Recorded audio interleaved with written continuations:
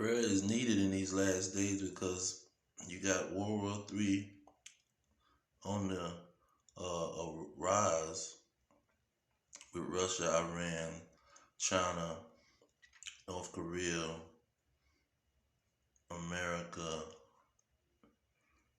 and so these countries is battling with each other, and they're gonna eventually go into an all-out war.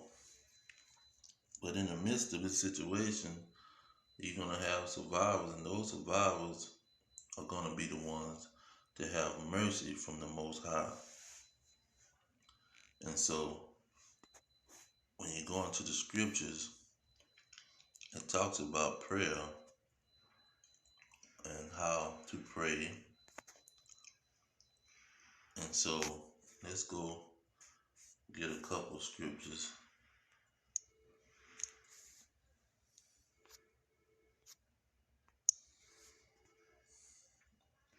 First one I want to get is Mark chapter 13:33. It says, "Take ye heed, watch and pray, for ye know not when the time is." See, we don't know when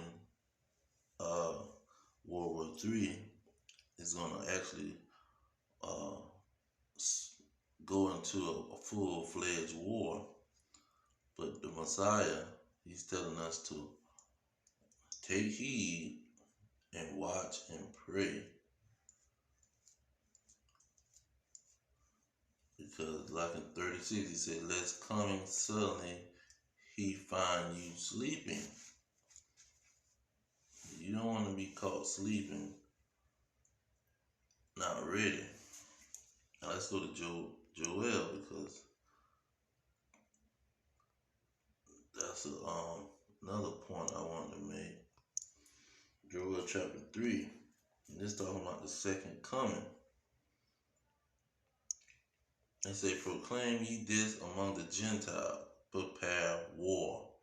Wake up the mighty men, let all the men of war draw near. Let them come up." And so it's saying that you need to be preparing for war, because you don't know when the war is going to come, and so you need to prepare for the war. Let's go to Matthew 24. It says, verse 3, "As he sat upon the Mount of Olives, the disciples came unto him privately, saying, Tell us, when shall these things be? And what shall be the sign of thy coming and of the end of the world?" Okay, the end of the world is what we're dealing with. Verse 6, it says, "Ye shall hear of wars." See, these wars is going to be the end of the world. "And ye shall hear wars and rumors of wars. See that ye be not troubled, for all these things must come to pass, but the end is not yet."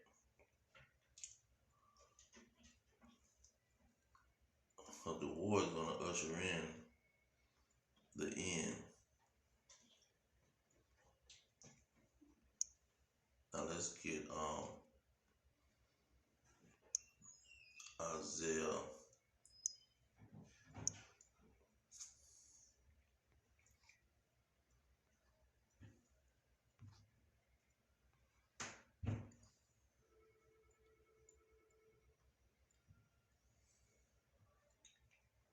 Okay, Isaiah 24:21.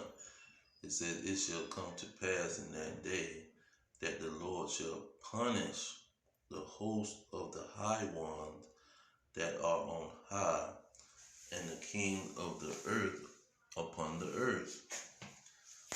22, it says, "And they shall be gathered together as prisoners are gathered in the pit, and shall be shut up in the prison, and after many days shall they be visited.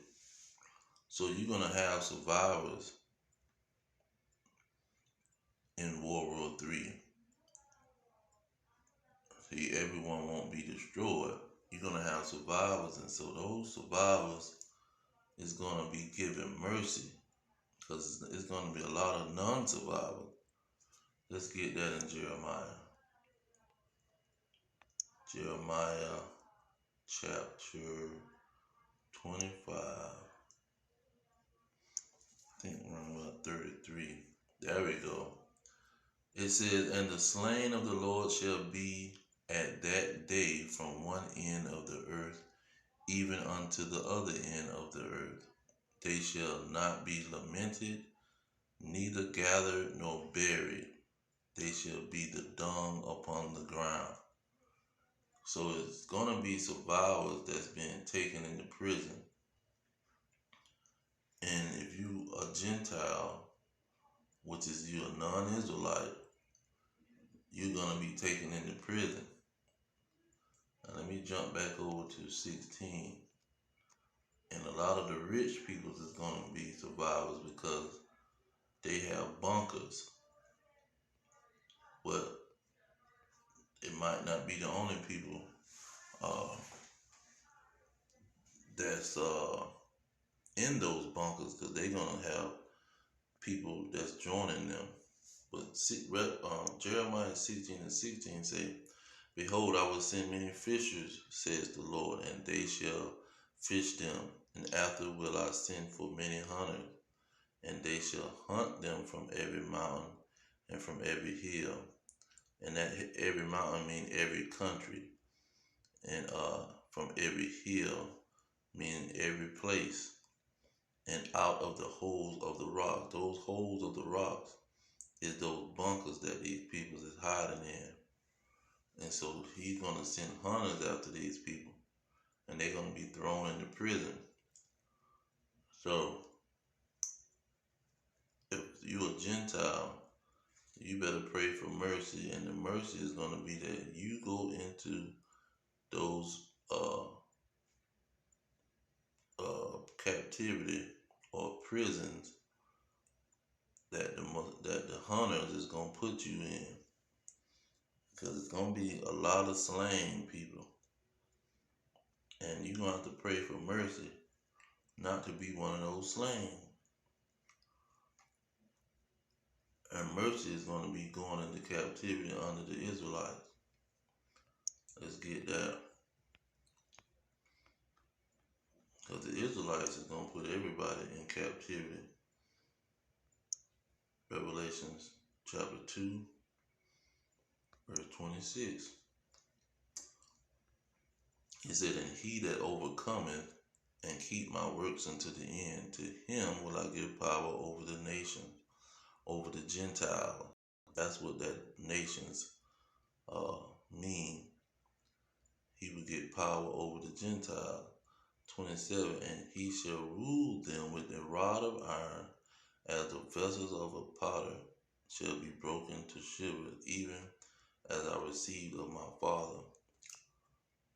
Or if you're a Gentile, a non-Israelite, you're going to need to beg for mercy. You don't be one of those slain from one end of the earth to the other end of the earth, and that you go into prison under the Israelites. See, that's what people don't understand about World War III. Let's go back to Joel, because we're gonna see what World War III is all about.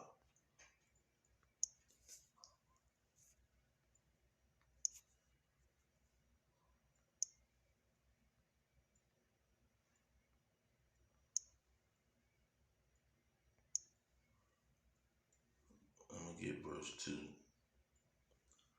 It said, I will gather all nations and will bring them down into the valley of Jehoshaphat, and will plead with them there for my people and for my heritage Israel, whom they have scattered among the nations, and parted my land. See, these peoples is identified in the next verse. Who is this Israel? It says in verse 3, and they have cast lots for my people. That means they have made a transaction. When you make a transaction, you sign a piece of paper, it's a bill of sale pretty much. They say they have given a boy for a harlot and sold a girl for wine that they might drink. So that means that this Israel is people that was sold. Go jump down to verse 6. It says, and shall also, no, he said, the children also of Judah and the children of Jerusalem have ye sold unto the Grecians, that ye might remove them far from their border. So, in this war, he's going to gather all nations. Verse 9 it says, prepare for war. And that war is going to be pleading with these nations who put Israel into captivity and sold them. Let's get let's see here. Isaiah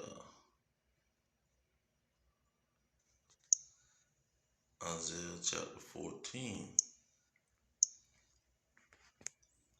It said, the people shall take them and bring them to their place, and the house of Israel shall possess them in the land of the Lord for servants and handmaids, and they shall take them captives whose captives they were, and they shall rule over their oppressors.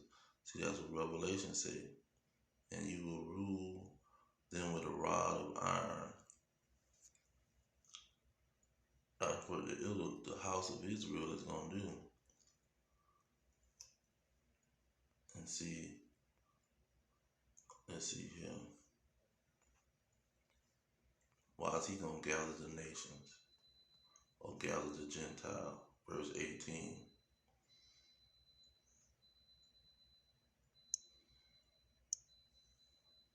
It say, all the kings of the nations, even all of them, lie in glory, everyone in his own house.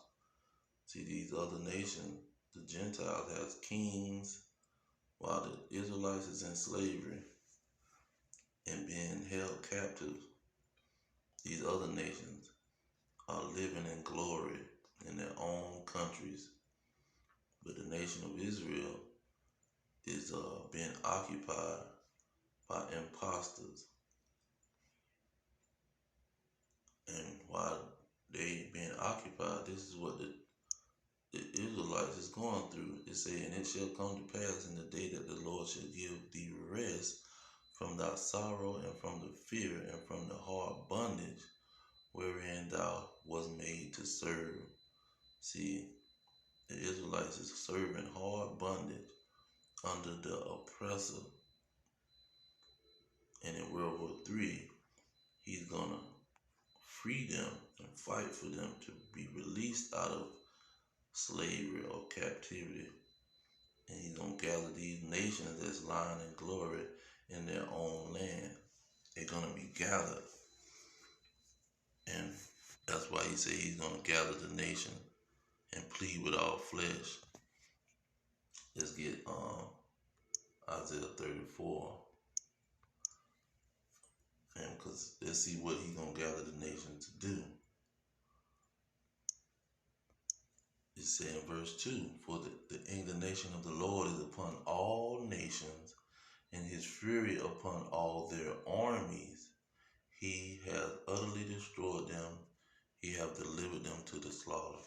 So this is why he's going to gather the nation. He's going to fight with their armies for his people that's in captivity, serving hard bondage. See, and if you're not an Israelite serving hard bondage, you're going to need to pray for mercy, that you be a captive of the children of Israel, and that you be a prisoner of them, and you survive this World War III that's on the horizon. But I'm gonna leave it there. All praises to Yahweh, Ba'ashem, Yahweh Shah, Ba'ashem, Rikakadash. Double honors to the elders pushing the truth. Peace to the elect, the blacks, Hispanics, and Native American descendants of slaves scattered around the globe. Our kingdom is at hand. Shalom.